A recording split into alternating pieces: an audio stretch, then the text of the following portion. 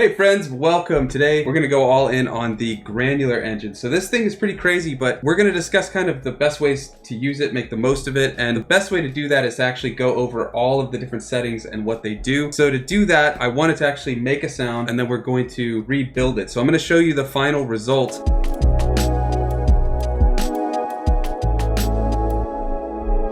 Now let's check out actually what the original sound was. So just to show you in isolation, this is the granular sound, and we didn't just stretch it out. You can actually hear that pitch octave that's coming. All I was doing was hitting 2 A's, an octave difference. And so we're actually capturing some of that interplay there and all of that. So what we're gonna do is go to a new pattern because the Granular Engine is per pattern. So we're gonna go to a new pattern. Let's do maybe the second to last one. There's nothing there, and when you hit granular on a stock sound, you're gonna get this nasty little sound.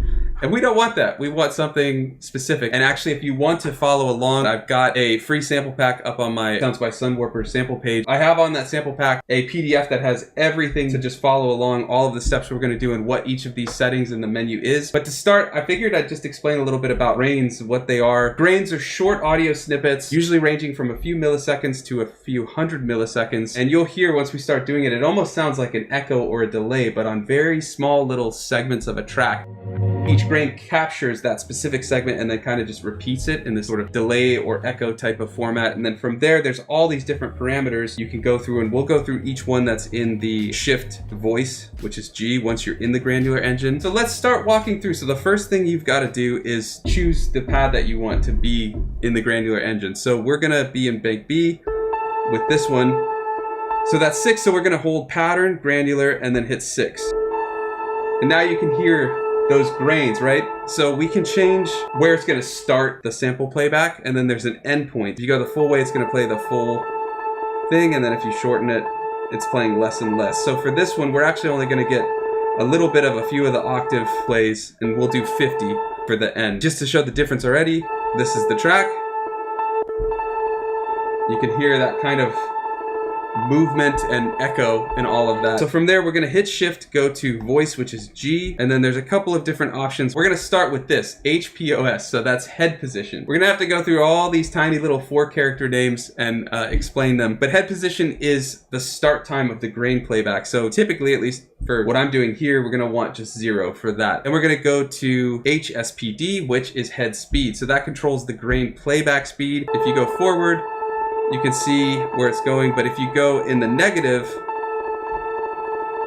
it's actually going to reverse playback.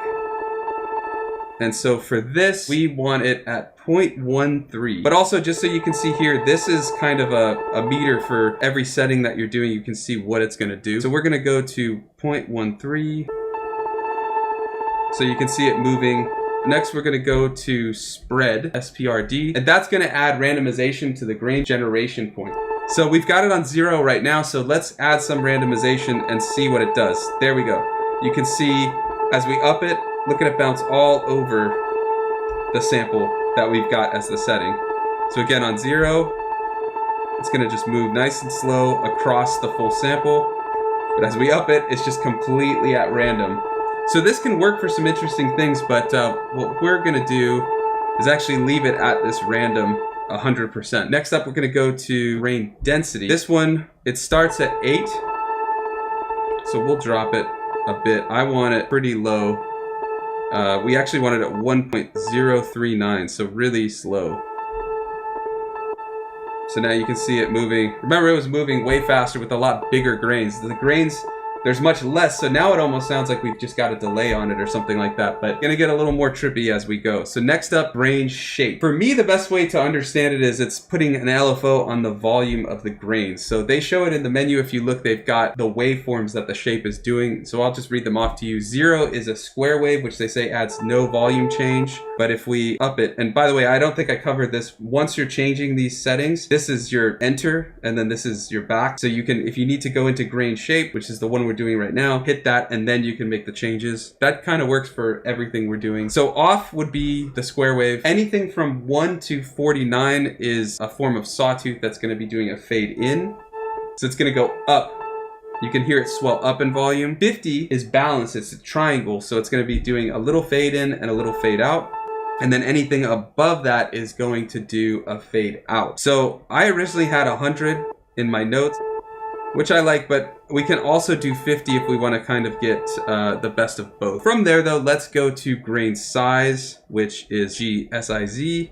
And this is sets the size of the individual grains. So you can get some crazy stuff with this. I think I typically hold shift because otherwise it does some really weird stuff, but listen to that. That's a really small grain size. And so we're actually gonna go a bit higher than that. I've got oh, that was perfect. That's exactly what's on my notes. So you can hear it moving around, and that's the size of these individual grains that we're doing. Now the next one is probably my favorite, especially for making pads and kind of evolving textures. And that is what looks like GRUS. It's grain reverse probability. So it's not just reversing the grains, it's a probability one. So it adds a lot of evolving texture because it's not always going to reverse unless you set it all the way up basically. But this is the probability that grains will play backwards. So at 0, it's not doing it. At 100, it's going to be doing it basically like all of the time. So we're going to set this one to 64.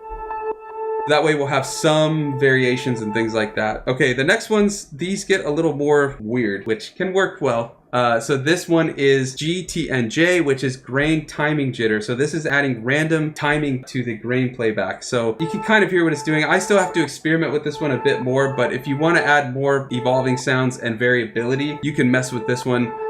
For me, I'm just gonna leave this at 6 for that sample that we had at the intro. The next one is GKYF, which is grain time key follow. So this one's really weird. Determines if the speed of the grains are affected by pitch. So higher settings mean higher pitched grains will play faster. So if you're trying to do polyphony, I would probably advise against this, at least from what I was doing, especially if your samples have a lot of notes. Like if you're taking an arpeggio or a sample that has different chords and things like that, when you start changing at the pitch, that means when you play polyphonic, different notes are going to go at different speeds, so you'll start getting the next chord of what's in your sample or the next note that's in your sample sooner on those higher notes. So I'm not the biggest fan. 255 enables that, and then as you go down it's less and less, so we'll set it to 0. This is the last one, start mode. This is this ST and D, which I guess is supposed to be an M, but there's cold and hot. So it says, the menu says, set this to cold to make grains play back while their number gradually increases. Set this to hot to make the grains all play back at once. And then they have a note in there. This effect is produced when the grains parameter is set to larger values. So our grains aren't that high, so I don't think it really matters. We'll just leave it at cold for now. I think that's what it's stock at. And those are all the settings in the voice. So let's just check out. This is the sound we've made so far. We're gonna change it even more, you'll see. This is the sound that we took. So let's turn on the keyboard for the granular and we can do, there we go. So you can hear we can get these chords, and as we add effects and things like that, it'll get a little more interesting. We don't have any effects, but the one thing I'm gonna do before that, I love just changing the pitch. And so I'm gonna drop the pitch down -12, bring it down a whole octave. And I sampled this Volca in at the lowest sample rate when you sample, hitting that lo-fi, so it's like 11 or whatever. So that gives it a little grit and things like that. But now let's hear it with the pitch drop, because this will make it sound pretty cool. This is basically where we've got the pad from the intro. There we go. And then were we to do that with this original sample, we'll drop it down 12. That's what it would sound like, which is kind of cool in its own right. But when we go on the granular, we get more of an evolving texture and a pad. And once we add the delay and reverb, it's going to really sound nice. This is that sound we had at the start. So we drop the pitch to -12. Then we're going to go into shift mixer, which is A, and we're going to go to auto pan. Now, I'm still in mono going into the SP right now, but if you were to use either a stereo cable or USB, you can do stereo, and then this auto pan is really awesome when you do that. So I'm going to shut it off right now. I had it on random. So basically it moves around the stereo field. The pad will play kind of like left and right, which if you're doing sounds with a lot of delay and reverb, it gives this really interesting texture to it, especially with an evolving sound like this. But we're going to shut it off because it's probably messing with the sound a little bit given the mono. Yeah, so we'll shut that off, but I would recommend just trying it on any of these sounds just to see what you can get. From there, we're gonna turn on the delay, and I'm just gonna do some delay, maybe 94, and we'll set the delays in a second. And then reverb, I want maxed, 255, just all the way. Okay, so from there, let's get into the reverb and delay menu, and the sync should be on, which is perfect. Time, I'm gonna leave it on 8D. Delay level, that's fine. Feedback, you can just do all of this to taste.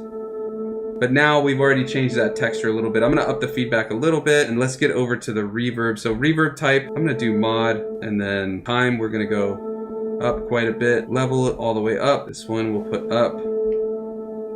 And then that should be basically where we had the pad in that example at the start. So let's check it out. Let's throw on the keyboard. We've got it on, and we can do that chord.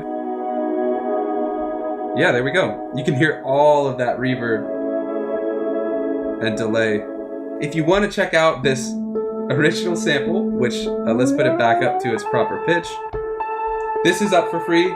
The link is in the chat and in the description. I've also got this end result and a PDF that shows how to get from here to the pad that we made. There we go, to get that pad. And that's everything you need to know to get started with the Granular Engine. This is an awesome addition to a sampler. You can basically turn any sound you sample into a pretty unique synthesizer. And if you want to make the most out of the Roland P-6, you can grab my easy to reference cheat sheet with more information on the Granular Engine, sampling, effects, sequencing, all that good stuff. For more P6 tips, check out this video next. Thanks for watching, and I'll see you next time.